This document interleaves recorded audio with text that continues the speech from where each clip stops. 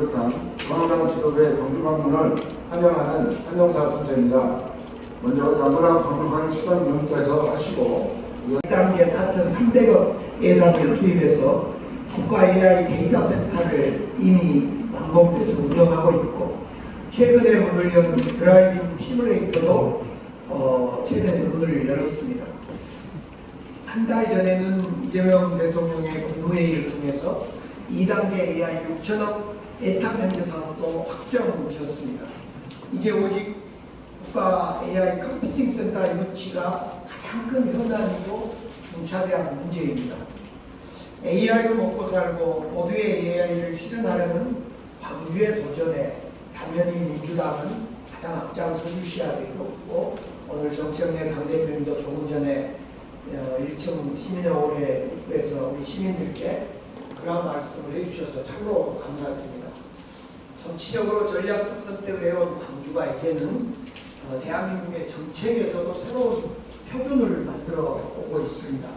조금 전에 영상에 보셨다시피 광주다운 통합돌봄은 내년 3월에 통합돌봄 지원법을 통해서 전국에 전면 실시될 것이며, 3단 근로자 소식 지원은 광주에서 2군데에서 한 달에 해오던 것을 내년에 농민부를 중심으로 전국 시범, 전국 실시가 예산에 반영되어 있고요. 그리고 초등학생 학부모들에게 10시 출근 제도는 유아기 출근 제도에서 전국에 내년에 확산되는 이러한 정책적 성과도 역시 있습니다. 국민의 삶을 돌보는 정책입니다.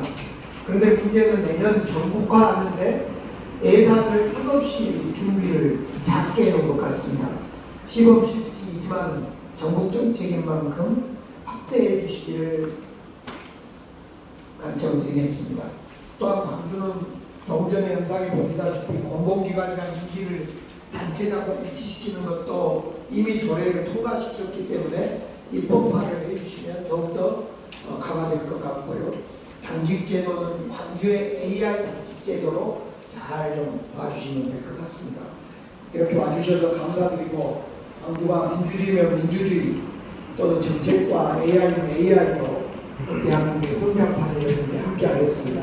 다시 한번 바쁘신 속에서도 이렇게 자리해 주신 우리 정청래 대표님을 비롯한 중앙당 가족들, 그리고 우리 양분한 의장을 비롯한 국회의원 모두에게 감사드립니다. 감사합니다.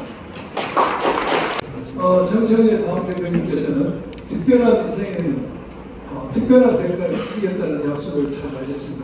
그 약속을 정청래 당대표님께서는 특별한 인생에는 특별한 대가를 치르겠다는 약속을 잘 하셨습니다. 그 약속을 광주는 아픔입니다. 광주는 슬픔입니다. 그러나 광주는 희망입니다. 광주가 고맙습니다. 그러나 광주의 희생을 대한민국은 기억해야 합니다. 특별한 희생에는 특별한 보상을 해야 한다는 이재명 대통령의 국정 철학이 광주에서 증명되었으면 좋겠습니다. 광주는 대한민국 민주주의 발전에 기여했는데, 대한민국은 광주 발전에 무엇을 기여했는가? 이 질문에 이제 국가가, 이재명 정부가, 민주당이 답해야 한다고 생각합니다.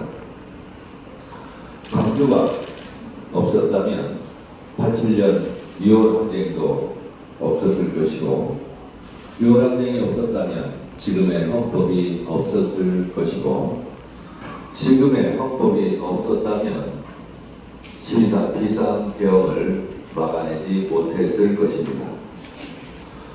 대한민국의 민주주의의 산실, 대한민국 민주주의의 심장, 이곳 광주에서 작년 비상계엄 때 살떨리는 그 내란의 밤을 생각해보니 더욱 심장이 뜁니다.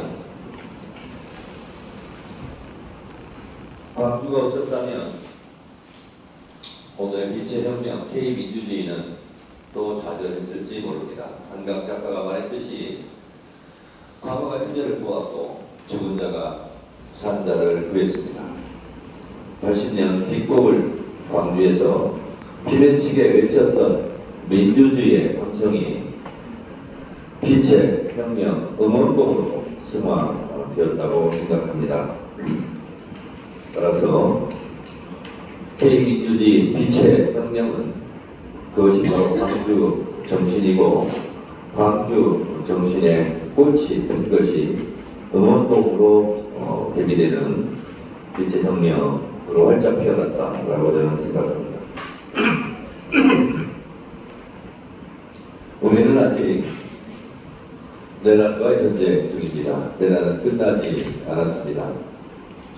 서울중앙지방법원 송승용 판사가 조희대 대법원장에게 전문 일침을 가했습니다.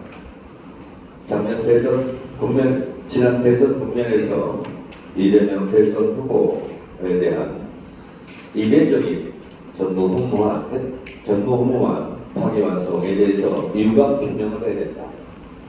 그리고 내란을 재판하고 있는 지기현 판사에 대해서 윤리감사한 것을 공개한 것이 마땅하다. 이렇게 일침을 가하고 있습니다. 재판부의 판결이나 선고가 되고 나면 그것은 공동체로서 당연히 절차와 내용은 시민들의 평가 대상이 될 수밖에 없다라고 송 판사는 일가를 했습니다. 그리고 판사들의 자세에 대해서도 준엄하게 꾸짖고 있습니다. 그대로 읽어보면 이렇습니다.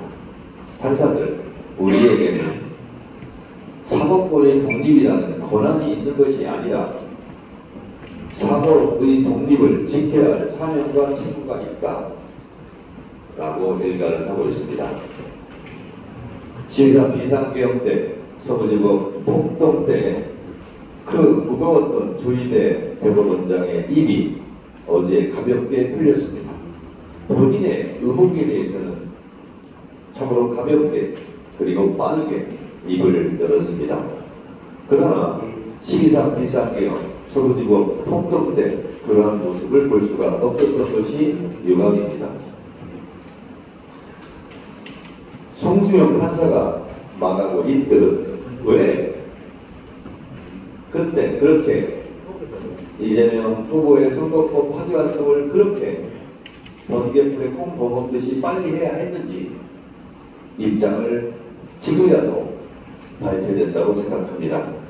그것이 제 주장이 아니라 서부지법 판사 내부 구성원들의 주장이라는 것을 명심하시기 바랍니다. 억울하시면 저는 특검에서 당당하게 출석해서 수사를 받고 본인이 명백하다는 것을 밝혀주면 될 일이 아닌가라고 저는 조언을 드립니다. 광주시가 내년 정부 예산안에서 역대 최대 금요인 3조 6,616억을 확보했습니다. 광주의 중요성을 깊이 이해한 이재명 정부와 광주시의 노력이 함께 이뤄낸 성과입니다. AI, 모빌리티, 반도체 등 미래 혁신 산업의 기반이 마련됐고 문화예술 지원도 강화돼 문화수도 광주를 더 빛낼 후대가 갖추어졌습니다. 저는 아시아문화 중심 도시 아시아문화 전당 열릴 때 당시 17대 초선 문광희 간사로서 나름 역할을 했던 기억이 납니다. 사회복지와 환경인프라 예산도 대거 반영돼 시민 삶의 질을 한층 높일 것입니다. 그럼에도 여전히 부족한 부분이 있을 것입니다. 지금 광주시에서 추진하고 있는 국가 AI 컴퓨팅 센터 광주 유치에 지금 광주시장님과 광주 시민들이 합심해서 노력하는 걸로 알고 있습니다.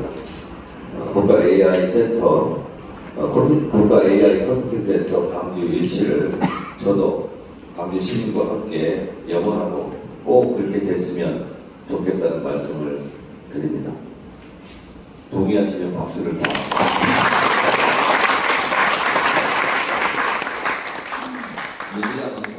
대한민국 미래 성장 원점으로 자리매김할 수 있도록 모든 역량을 다하겠습니다. 광주 정신, 광주의 민주주의 정신이 잘 살아 숨쉬어야 대한민국의 민주주의가 올바로 설 수 있다. 그렇게 생각을 합니다. 제 민주당은 광주를 응원합니다. 감사합니다.